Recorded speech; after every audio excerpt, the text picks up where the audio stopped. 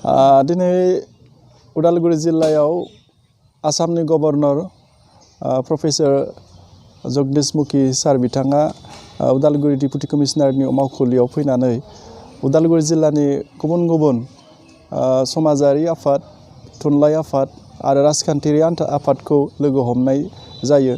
दा बेयाव उदालगुरि जिल्ला दुलाराय बर' फरायसा आफादनिफ्रायबो जों इनभाइटेसन मोननानै जों लोगो हमहैदोंमोन।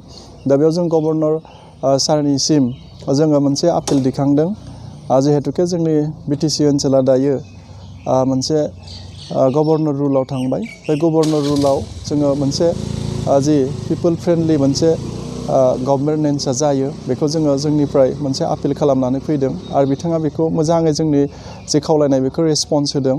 आरो लोगोसेयैनो जाहाथे जिखिनि मुलुगनां मोनसे गिख्रंथाव जे पेन्डेमिक COVID-19 बिनि इनिसियेटिभखौ जाहाथे होबथानाय राहाखौ उदालगुरि जिल्लायाव गोख्रोङै मोजाङै खामानिखौ जाहाथे बिथाङा मावो, बेखौबो जोङो खावलायदों। दा बेनि फारसेबो बिथाङा मोजां रोखोमनि रिप्लाइ होदों आरो बेनिखायनो जोङो बिराद गोजोननाय मोन्दों दिनै।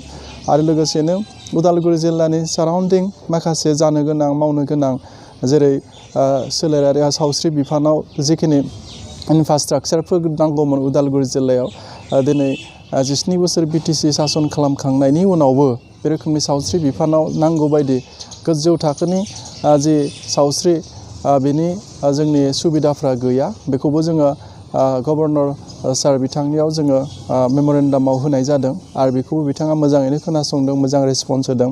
आरो थांलाय फैलाय जे हान्था मेला बेखौ खालामनो थाखाय जोंनियाव उदालगुरि जिल्लायाव डिस्ट्रिक्ट हेडक्वार्टारजों मेइन कानेक्टिं जानाय मोनसे रौता उदालगुरि जे लामा, बिनिबो जोङो दिनैसिम 15 बोसोर बारलायलांबाबो दिनै बे मोनसे लामाया मोजां मोनसे कमप्लिटआव फैयाखै। बेखौबो थाबैनो कमप्लिसन जाहाथे खालामनानै होयो, बेखौ जोङो खावलायदों।